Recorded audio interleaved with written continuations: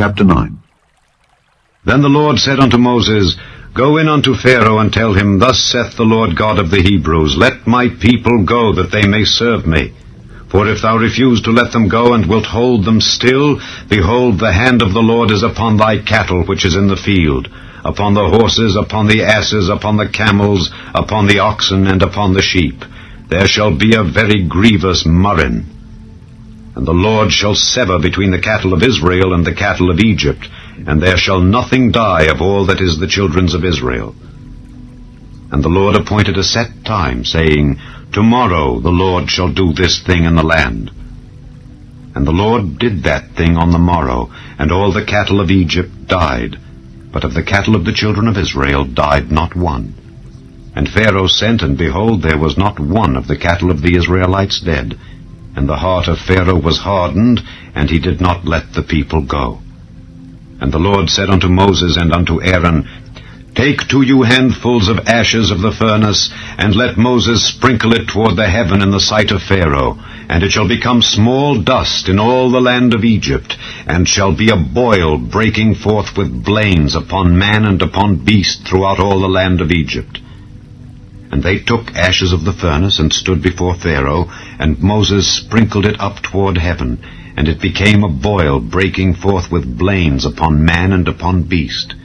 And the magicians could not stand before Moses because of the boils, for the boil was upon the magicians and upon all the Egyptians. And the Lord hardened the heart of Pharaoh, and he hearkened not unto them, as the Lord had spoken unto Moses. And the Lord said unto Moses, Rise up early in the morning, and stand before Pharaoh, and say unto him, Thus saith the Lord God of the Hebrews, Let my people go, that they may serve me. For I will at this time send all my plagues upon thine heart, and upon thy servants, and upon thy people, that thou mayest know that there is none like me in all the earth.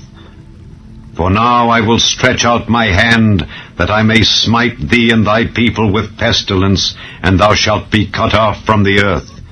And in very deed, for this cause have I raised thee up, for to show in thee my power, and that my name may be declared throughout all the earth.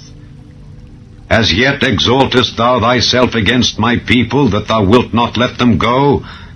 Behold, tomorrow about this time I will cause it to rain a very grievous hail, such as hath not been in Egypt since the foundation thereof even until now.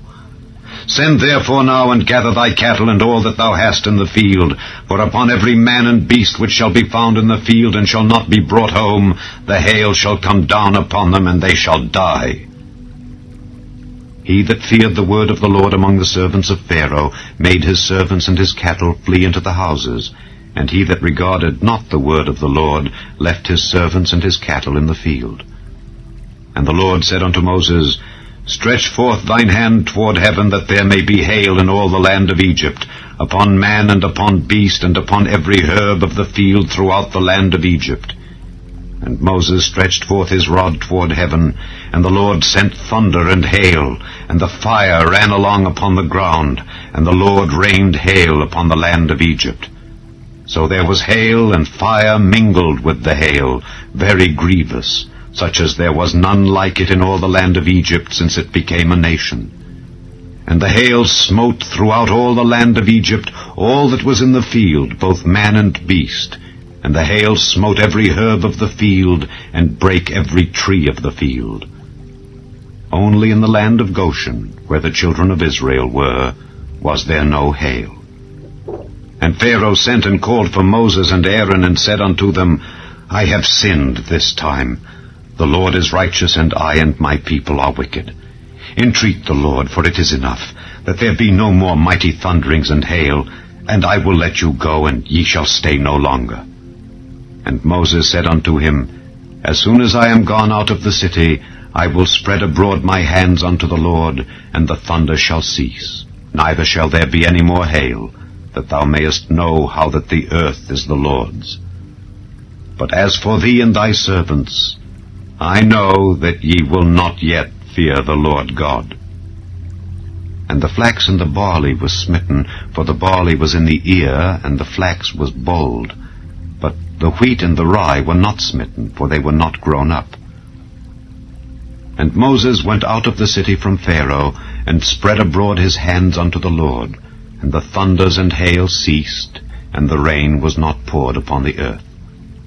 And when Pharaoh saw that the rain and the hail and the thunders were ceased, he sinned yet more, and hardened his heart, he and his servants.